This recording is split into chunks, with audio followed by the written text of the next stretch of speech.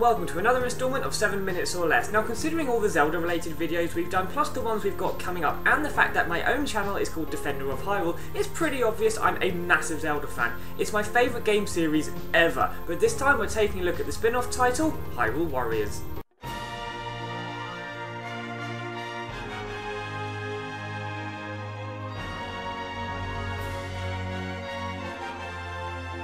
When I first saw the trailer for Hyrule Warriors, I thought it was a fan-made tester to drum up interest to convince Nintendo to make something along those lines. Lo and behold, it ended up being real, so I pre-ordered the special edition, booked the day off work, and couldn't wait to play it. I got massively caught up in the hype, but the problem with hype is that it can lead to expectations something just can't live up to. Never before was the meme "shut up and take my money" more appropriate than with this game. The trailers made it look amazing, and I couldn't wait to see what else the game had in store. Let's start with the story. Ganondorf's soul is split into 4 pieces and separately sealed away. Sia, a sorceress who protects the balance of the Triforce, gets corrupted by Ganondorf and she decides to conquer Hyrule. Turns out large breasts aren't enough, so she plans to unite the Triforce and wages war against the Hyrulean army.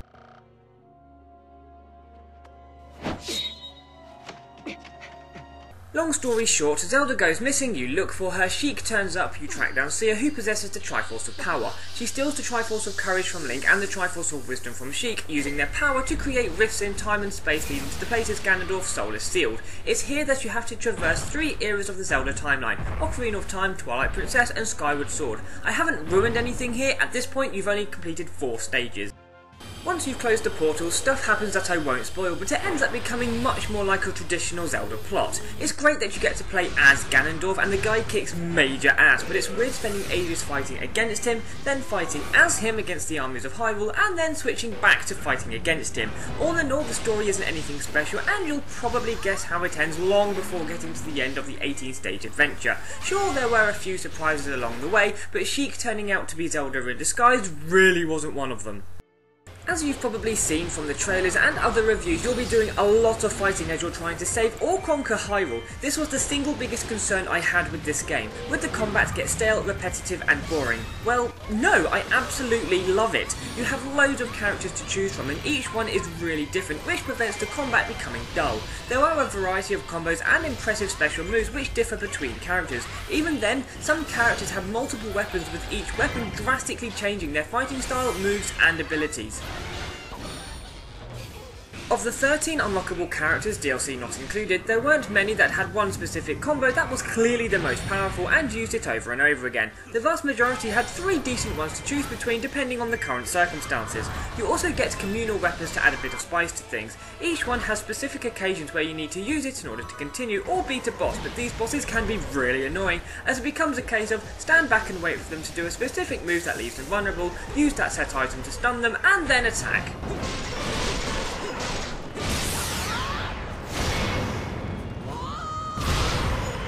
While the Wii U may not be pushed to its graphical limits, it still looks damn good. Some of the moves are really impressive and the cutscenes are very well done, with some looking absolutely amazing. There is the odd frame rate issue, but only when things get unusually crowded, so it doesn't occur all that often and things go back to normal once you've slaughtered a few baddies. Thing is, maybe the Wii U wouldn't struggle so much if it didn't have to worry about loads of people on the map who expect me to go and help someone in danger while they stand around with their thumb up their ass. The soundtrack is amazing too. It has a few remixes of classic tunes, but it also has loads of original tracks which fit the game perfectly. It's an underrated aspect of the game, and while it's doubtful any of the songs will be appearing on top 10 tracks lists, they certainly add to the game's atmosphere and enjoyment. During each stage, it's not just a case of wipe out the enemy. You get missions you have to fulfill in order to advance. It could be keeping someone safe, defeat a certain enemy, or preventing your opponents from doing something. There are a number of great references and throwbacks to other games in the Zelda series. Some are quick but pretty cool, whereas others are absolute genius, and as much as I want to show them, you really have to play the game and experience them for yourself.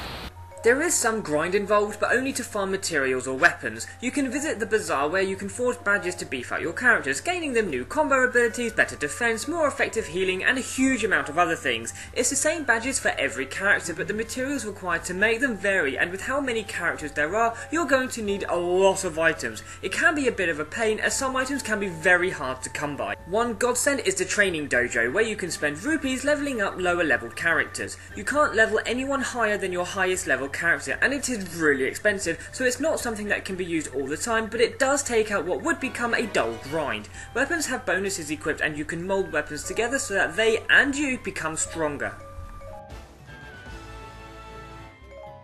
Aside from the main game, there are a couple of other things to do. Free play allows you to play any stage you've already completed in Legend mode with any character, which can cause some unusual occurrences. Then there's Adventure mode, which has a map based after the Hyrule map from the original Legend of Zelda, and each screen is a challenge. There are loads of things hidden away, as well as being where some characters and weapons are unlocked.